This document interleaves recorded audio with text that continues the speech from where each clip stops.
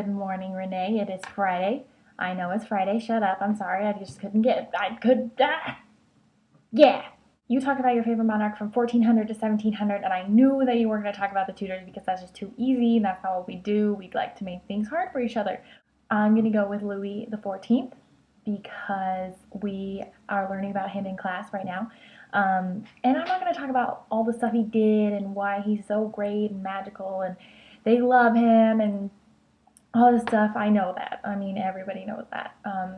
He really did a lot for France, and that's great. I'm going to talk about what a little fit-throwing baby he was when he became king.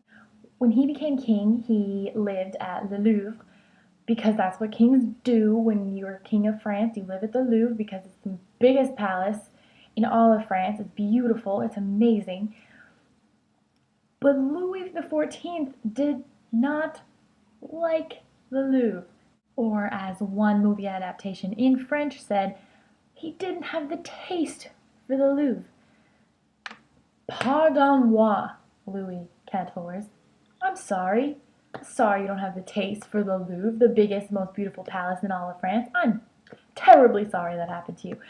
So in the movie that we watched, he goes to this palace, of some guy. He's a bad guy. I really can't remember his name, and I couldn't find it.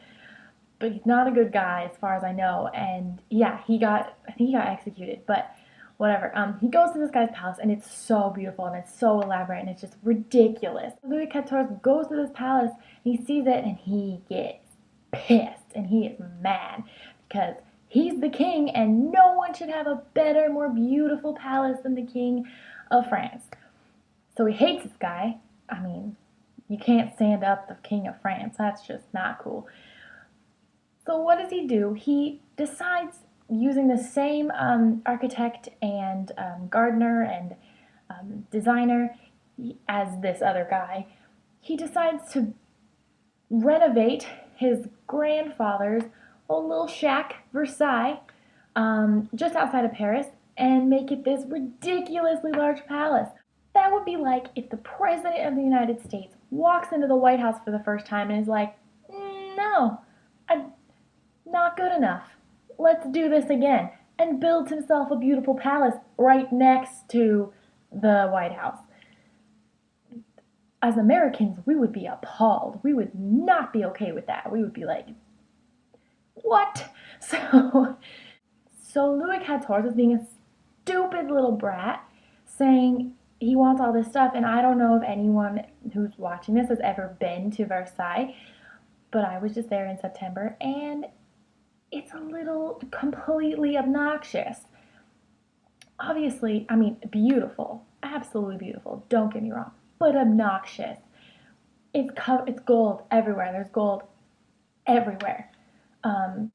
He did not want that guy to think that he didn't have the money, and Louis XIV is the sun god, as you probably know.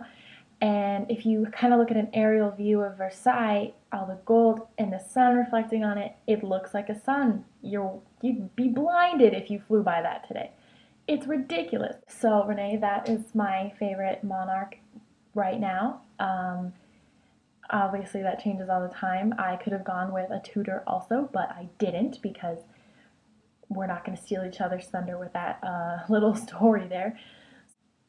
Sorry I was not able to upload a video on Thursday. I was being extremely lazy, and it's raining.